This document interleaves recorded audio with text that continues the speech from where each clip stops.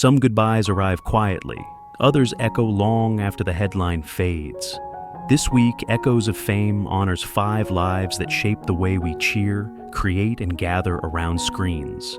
Davey Johnson taught a city to believe, steering the Mets with nerve and numbers. Jiggly Caliente turned vulnerability into power, showing millions that authenticity can be glamorous. And Burrell made kitchens joyful laboratories where confidence and curiosity tasted like home. Lynn Ban forged jewelry that roared on red carpets, a neon signature of fearless style. And Kim Sae-ron, whose early performances linger like a held breath, reminded us how fragile and fierce young talent can be. We'll revisit the moments that defined them and the quieter choices that revealed who they were. What remains when the applause ends, and why does it still move us?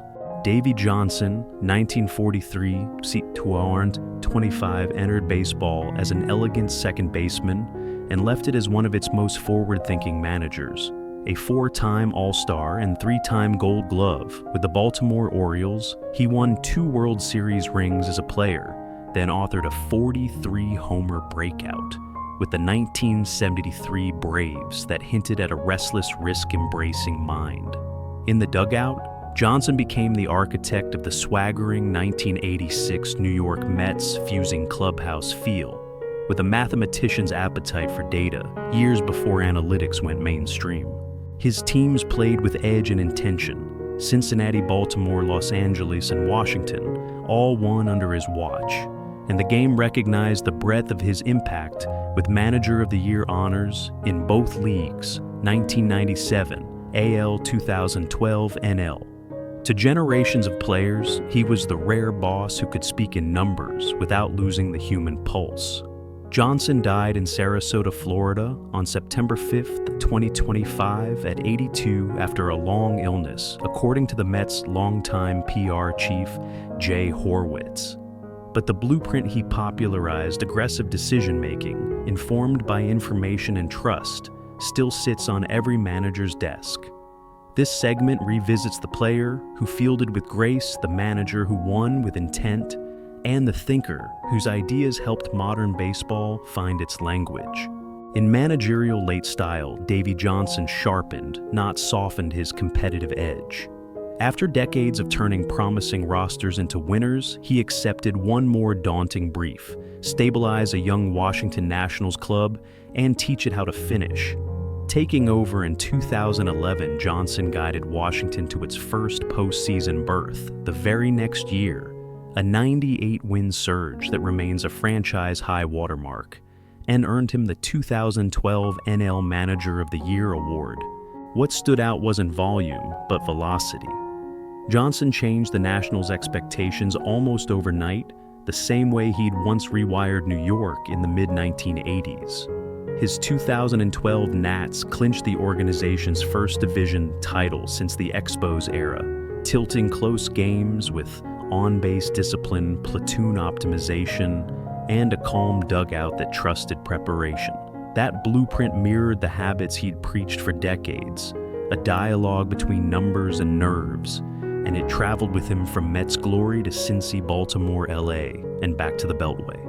After stepping away from day-to-day managing in 2013, Johnson's presence remained visible where baseball keeps its memory: team, ceremonies, alumni weekends, and international competition retrospectives that nodded to his earlier USA stints, 2008. Olympic bronze, 2009 WBC. Even tributes that arrived this week emphasized the continuity of his message. The Mets noted his 595 wins, still the most by any manager in club history, and praised the quiet confidence that framed his authority. Former players like Darryl Strawberry remembered the latitude he gave adults to be adults so long as the work held. The final turn, then, wasn't a tactical wrinkle, but an argument that outlived him. Baseball is better when intellect and intuition share the same dugout. Johnson's passing at 82, confirmed by longtime Mets PR chief Jay Horwitz, drew condolences across the sport, but the more telling measure was stylistic adoption. The modern game he anticipated data literate yet human is now standard issue. That is not a fad, that is a legacy. Davey Johnson died on Friday, September 5th, 2025, at age 82, with the news confirmed publicly the next day. The confirmation came through longtime Mets public relations chief Jay Horwitz, who said Johnson's wife Susan informed him of the passing after a long illness. Reports noted that Johnson died at a hospital in Sarasota, Florida. In keeping with the family's privacy, outlets did not publish additional medical details. The Mets' official channels and MLB quickly amplified the news, framing it within the contours of Johnson's career and character, his 1986 championship, his steady data-literate leadership, and the loyalty he inspired. The club's tribute emphasized his franchise record, 595 managerial wins, and the quiet confidence with which he led. MLB's obituary likewise credited Horwitz as the source of record for the family's notification. As tributes spread across national and local media, the details remained consistent: the date, the Florida setting, and the acknowledgement that the illness had been prolonged. In that restraint, there was something fitting. Johnson preferred the work to speak for itself. The public mourning that followed from former players to rival clubs underscored a final truth about his exit. Even the last inning was managed with clarity, dignity, and the steady belief that preparation and trust outlast the score.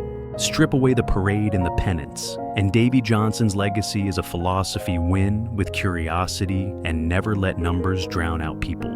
Long before analytics was a job title, Johnson treated information like oxygen useful only if it helped players breathe easier and play freer. That blend powered the audacious 1986 Mets and traveled with him to every stop thereafter. The sport has since caught up to his instincts.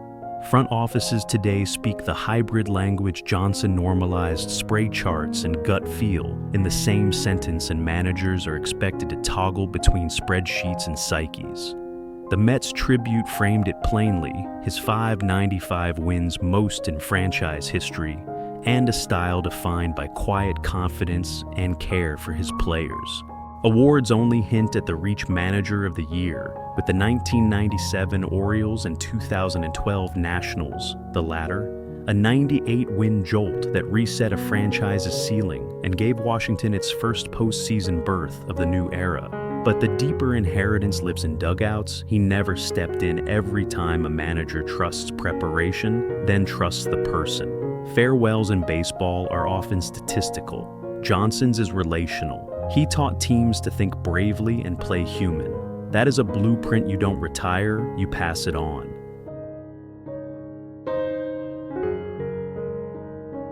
Jiggly Caliente, 1980-2025, born Bianca Castro Arabejo in San Pedro, Philippines, became a luminous force in modern drag and a landmark figure for Filipino trans representation worldwide. She broke through on RuPaul's Drag Race Season 4, later returning for All Stars 6, where her humor, candor, and survivor's resilience resonated with audiences who saw themselves, perhaps for the first time, reflected on a global stage.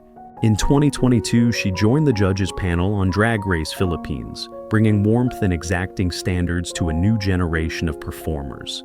Beyond reality TV, Jiggly extended her range to scripted work, including a recurring role on FX's Pose, and released the hip-hop-leaning album THOT Process in 2018, proof that her artistry crossed formats without losing heart. Jiggly died on April 27, 2025 at 44, with her family statement emphasizing that she passed peacefully surrounded by loved ones. Tributes from fans, peers, and media framed her legacy in clear terms. She made space on stage, on air, and in the culture for people too often talked over. The voice that urged others to be unflinchingly themselves has gone silent. The permission it granted remains. In her final years, Jiggly Caliente widened her platform from beloved TV alum to cultural steward. After returning to the Drag Race main stage on All Stars 6 2021, she crossed an even more meaningful threshold in 2022, joining the judging panel of Drag Race Philippines, where she paired warmth with rigor, and helped codify a distinctly Filipino vocabulary for drag on global television. The franchise later honored her as a foundational voice, underscoring how much of herself she had poured into mentoring the next wave. Parallel to TV, Jiggly kept blending mediums. She reprised acting work, including pose, and kept music in play, reminding fans that her artistry was never one lane. The Drag Race ecosystem amplified that range by inviting her back as a recurring presence and ambassador. For many viewers, especially Filipino and trans audiences, seeing Jiggly behind the judge's desk felt like permission to dream from the other side of the table. In early 2025, a sudden health crisis forced a pivot. According to her family, Jiggly faced a severe infection that led to the amputation of most of her right leg and subsequent complications. The family's Instagram statement, later echoed by major outlets, emphasized that she passed peacefully on April 27, 2025, surrounded by loved ones. The transparency of that message shaped the tributes that followed, gratitude for her courage and a refusal to define her by the illness that eventually took her. Weeks and months later, the celebration of her influence didn't dim. The premiere of Drag Race Philippines' Slasian Royale opened with an on-screen dedication, Forever Fabulous, that framed Jiggly less as a loss than as a living standard for how to mix humor, candor, and care. In a community that often measures impact by runway moments, Jiggly's late-style turning point was mentorship, moving from center stage to the seat that uplifts others. That finally is why the grief felt so communal. She had spent her last chapters handing the spotlight to someone else. Jiggly Caliente died on April 27, 2025 at 44, with her family confirming the news in a statement posted to her official Instagram account. The message said she passed away peacefully, surrounded by her loving family and close friends, and gave a precise time of 4:42 a.m. local time. The family had shared updates just days earlier about a sudden medical crisis, a severe infection that led to the amputation of most of her right leg and subsequent complications. That context, first communicated on Instagram and then reported by major outlets, framed the loss without speculation, allowing fans to focus on honoring her life rather than conjecture about details the family chose to keep private. News organizations across the US and the Philippines quickly amplified the family's announcement, noting her role as a judge on Drag Race Philippines and a beloved alum of the broader franchise. Coverage by People, ABC News, and E! News echoed the family's phrasing and timeline, emphasizing the peaceful passing and the short interval between the surgery and her death. In the hours that followed, fellow artists and former castmates began posting remembrances, signals of a larger tribute wave that would arrive in the days ahead. The immediate facts remained clear and consistent: the date, the family's voice as the primary source, and the request for grace as the community absorbed the news. For thousands of viewers, Jiggly Caliente did more than dazzle, she made room. A Filipina trans woman who moved from contestant to judge on Drag Race Philippines, she turned visibility into stewardship, showing what it looks like to sit at the table and hold the door open for others. That shift mattered as much as any runway win. It reframed success as communal, not solitary. And it placed Filipino drag and Filipino queer stories on global television with tenderness and authority. Her artistry roamed music, television, and a warmly exacting screen presence. But the imprint fans mention most is the way she spoke to them, not at them. When she died at 44, official accounts and franchise alumni echoed the same refrain: gratitude for her candor, humor, and the courage to be public about vulnerability.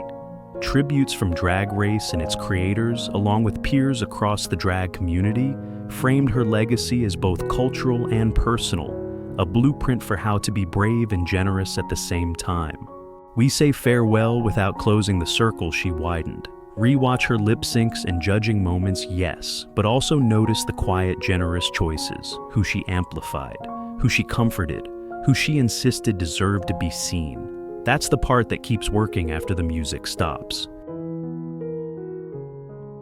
Anne Burrell, 1969-2025, was more than a Food Network headliner. She was a teacher in prime time, turning kitchen anxiety into confidence for millions.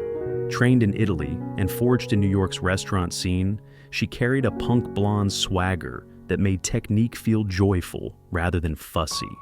Beginning in 2010, Burrell became the beating heart of Worst Cooks in America, leading season after season of culinary boot camp, and evolving from contestant whisperer to cultural staple. Viewers came for the laughs and stayed for the disciplined, clean knife work hot pans, and the reminder that great food is learned, not inherited. Colleagues across the network, from Rachel Ray to Robert Irvine, later remembered her as a force of nature who mixed warmth with exacting standards, the rare TV chef who could hug and push in the same breath. Burrell died on June 17, 2025 at 55, with family and representatives confirming the news the same day. Subsequent remembrances painted a fuller portrait, a mentor still sketching new ideas, a friend mid-conversation, a spouse and stepmom rooted in everyday joys. For audiences who found courage at her elbow, the loss felt personal proof that a television teacher can change the temperature of a real kitchen. In her last stretch on television, Anne Burrell shifted from TV chef to keeper of a community she had helped build. Even after 25-plus seasons, she kept Worst Cooks in America, feeling new coaching with the same brassy encouragement and exacting fundamentals that first won over audiences. Following her death on June 17, 2025, Food Network announced it would air Burrell's final season, Worst Cooks in America. Talented and Terrible as a tribute, positioning the episodes as a celebration of her mentorship and on-camera generosity. The season, premiering July 28th, pairs Burrell with chef Gabe Bertaccini and leans into performance world recruits who steal the spotlight everywhere but the kitchen. Those who followed her broader arc also caught Burrell stepping into competitive arenas outside her signature show. On Food Network's 2025 series, House of Knives episodes highlight a rotating ruler of the kitchen arena. One guide page and episode description. Reference ruler: Burrell battling challengers, another venue where she could mix showmanship with sharp practical critique. Even in a format built for strategy and spectacle, the through line remained classic. Burrell hot pans, clean knife work, and confidence you can teach. The grief that followed her death was immediate and wide. People, ABC, and local outlets carried remembrances, while the New York City Office of Chief Medical Examiner later determined the manner of death as suicide. Responsible coverage emphasized two things: the date and place, June 17th. Brooklyn and the family's wish for privacy around details, even as the office confirmed its finding 5 weeks later. For viewers who learned to cook at her elbow, the tribute cycle special programming blocks, curated re-airs. A final season invited them to say goodbye, the way she taught them to cook, step by step together. The turning point then isn't a twist in the recipe, but the continuity of it. Burrell's pedagogy, straight talk, joyful rigor, relentless repetition of basics will outlive the shock of the headline because it already lives in home kitchens. The last episodes don't just complete a career, they document a method anyone can keep using. Anne Burrell died on Tuesday, June 17, 2025 at 55 after being found unresponsive at her home in Brooklyn that morning. Initial reports from authorities and representatives confirmed her death, while noting that the cause was pending review by the medical examiner. 5 weeks later, on July 24, 2025, the New York City Office of Chief Medical Examiner determined the manner of death to be suicide. Responsible coverage emphasized the ruling without dwelling on graphic particulars and requested privacy for Burrell's family. In the immediate aftermath, tributes flowed from colleagues, viewers, and the network, where she taught so many to cook with confidence. Food Network announced that Burrell's final season, Worst Cooks in America, Talented and Terrible, would air as scheduled, positioning the premiere as a celebration of her mentorship rather than a memorial of grief. Episode listings highlighted Burrell on screen alongside Gabe Bertuccini, a pairing that captured both her showmanship and her insistence on fundamentals. Facts around her passing remained consistent across reputable outlets that date the Brooklyn location and the official ruling delivered weeks later. The restraint in reporting also felt aligned with the way so many viewers came to know her: direct, generous, and focused on what helps people carry on in the kitchen and beyond. When viewers remember Ann Burrell, they don't just picture the spiky blonde hair and wicked grin. They remember a feeling the moment panic in the kitchen turned into possibility. She treated technique like a friend you hadn't met, yet introduced with warmth and zero condescension. Her mantra was simple and durable: hot pan, sharp knife, season with intention. Week after week, she translated craft into courage, proving that confidence is a skill you can teach and a habit you can keep. Colleagues will cite the shows in the ratings. Students on set and at home will cite something quieter, the way she looked at a faltering cook and found the next step instead of the flaw. That instinct built a community as real as any classroom stitched together by small wins, an onion finely diced right a sauce that finally made sense. Saying goodbye doesn't cancel the lesson plan. It sends it forward. Revisit the episodes that made you braver, make a dish you were once afraid to try, and serve it to someone who needs the kind of encouragement she gave so freely. The best memorial in a kitchen is repetition with care. In that sense, Ann Burrell's voice keeps cooking long after the credits roll.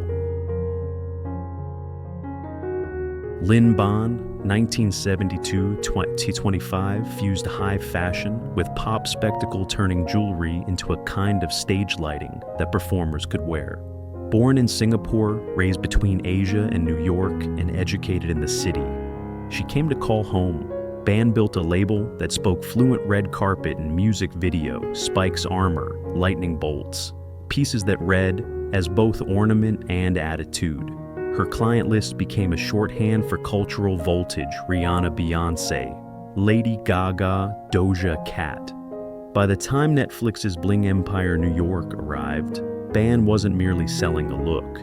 She was narrating how Asian women in global fashion could be maximalist, mischievous, and utterly in control. Ban died on January 20th, 2025 at 52 weeks after undergoing emergency brain surgery following a Christmas Eve ski accident. The news shared by her son Sebastian and reported by major outlets framed her final weeks with the clarity she herself had posted a near-fatal brain bleed, an emergency craniotomy, and a long road of recovery that ended too soon. Tributes from castmates and clients read like design notes, fearless, generous, kinetic, reminding audiences that Ban didn't just decorate stars. She helped them dial their stories up to neon. In the last arc of her career, Lynn Ban stood at a rare intersection, a designer with deep atelier credibility who could also narrate fashion on camera. Netflix's Bling Empire New York 2023 broadened her audience beyond red carpets and editorial spreads. Suddenly, the woman behind the spikes and lightning bolts was explaining the choices, the risks, the play. The show captured what clients already knew, that Ban's jewelry wasn't just adornment, but authorship. And it kept spotlighting how Asian women in luxury could be maximalist and utterly self-directed. Her social posts through late 2024 showed a designer still in motion, events fittings, family until Christmas Eve in Aspen, when a ski crash that initially seemed minor led to persistent headaches. A CT scan revealed a brain bleed, and doctors performed an emergency craniotomy. Ban shared the ordeal herself, a decision that later shaped how the public grieved. The facts came first, in her own words. Weeks later, on January 22nd, 2025, her son Sebastian announced that she had died. On Monday, January 20th, after her accident and brain surgery, posting family photos and the tone she would have chosen: direct, grateful, without spectacle. Major outlets amplified the statement and confirmed the Aspen accident surgery timeline.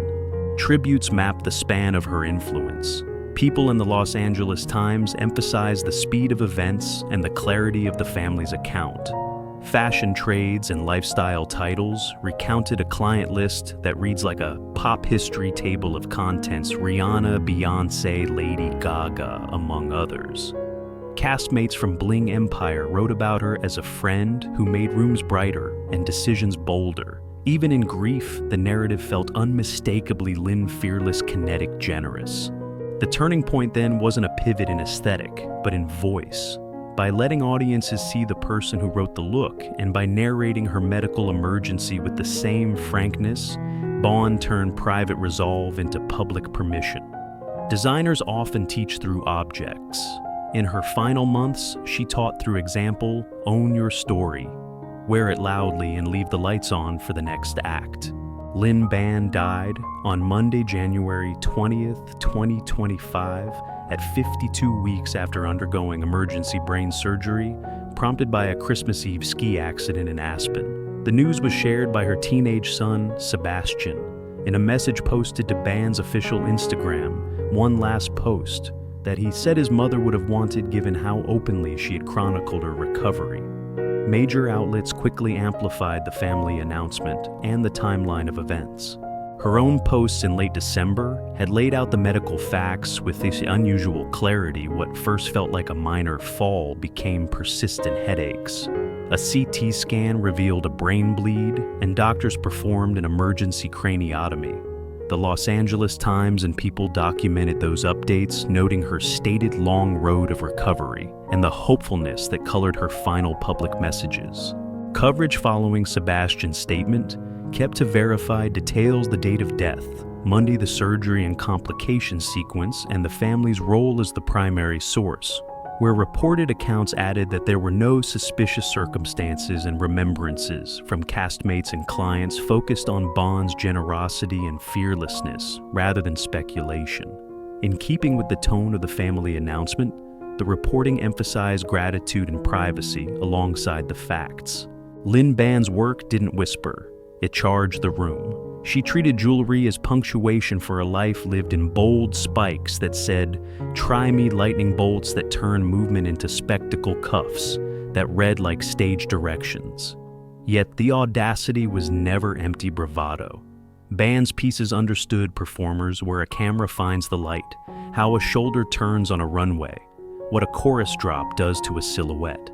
That practical poetry is why artists trusted her to finish the sentence their music or fashion had started, just as lasting as the mirror she held up for Asian women in global luxury.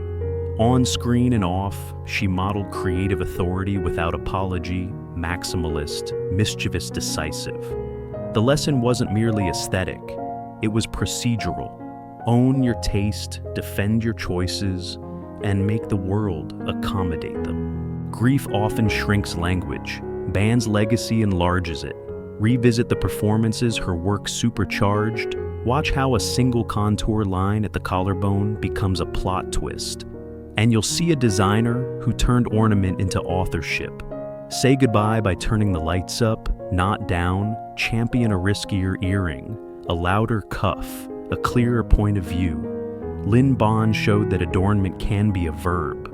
The story she wrote is still moving.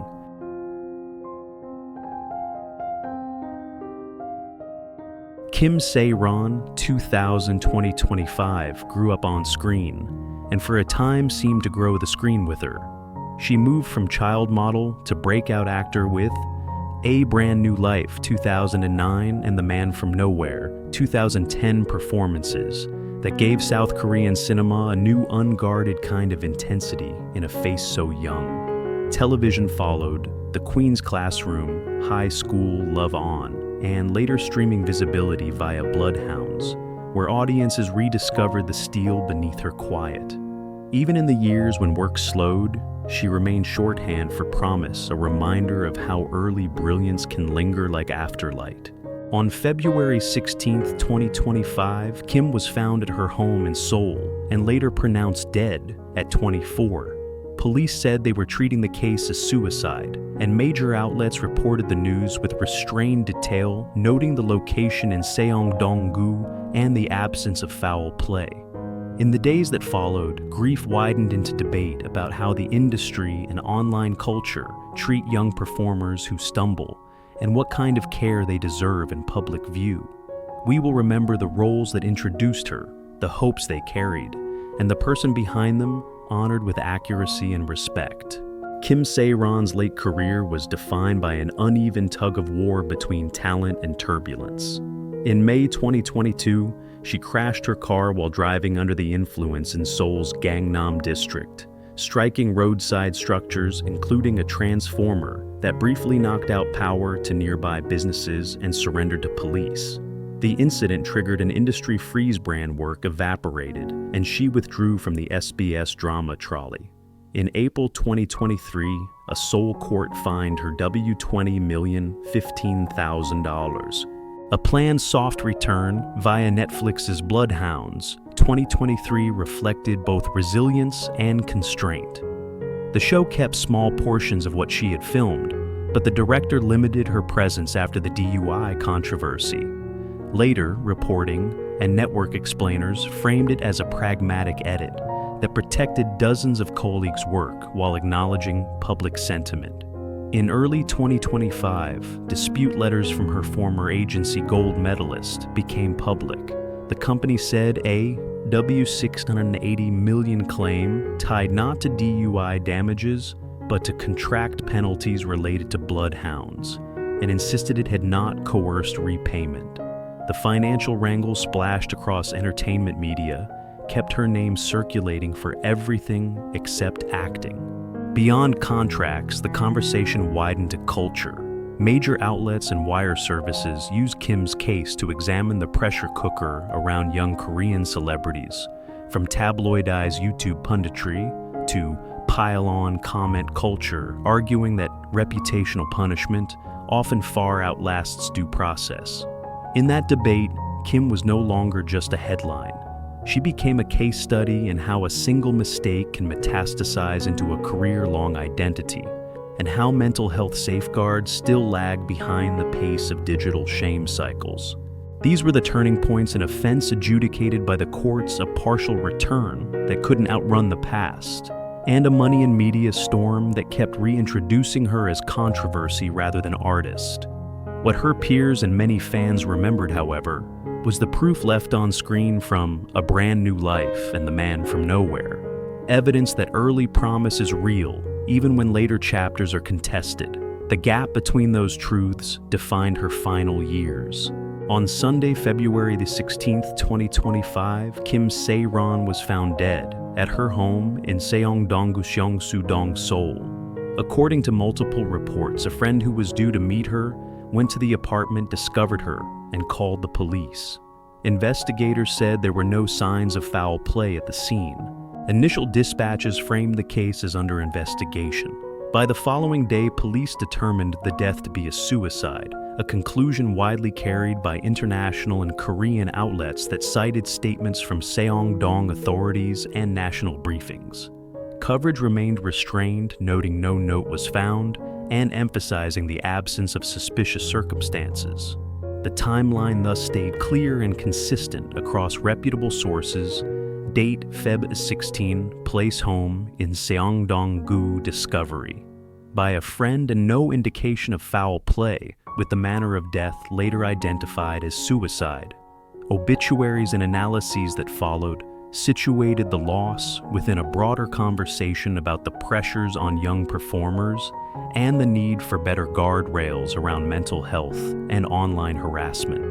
For this tribute, we keep to what has been officially confirmed, honoring both accuracy and privacy. Kim Sae-ron leaves a filmography small enough to rewatch in a weekend and strong enough to echo much longer. As a child actor, she carried adult stories without stealing them, widening the frame so audiences could feel the stakes rather than be told them. A Brand New Life and The Man from Nowhere remain the clearest proof. A gaze that didn't plead it, witnessed quiet, concentrated, strangely steady for someone so young. That steadiness made her later work compelling, even in brief turns. She had a way of letting scenes breathe. What survives now is a pair of responsibilities: The first is artistic to keep her best performances available and contextualized so new viewers meet the actor before the headlines. The second is communal to insist on better guardrails for young performers, navigating fame fallibility, and the amplified noise around both. Remembering Kim faithfully means refusing to reduce her to a single moment or mistake and refusing to make spectacle of her absence. Say goodbye by returning to the work that introduced her. Watch the early films, then tell someone why they mattered.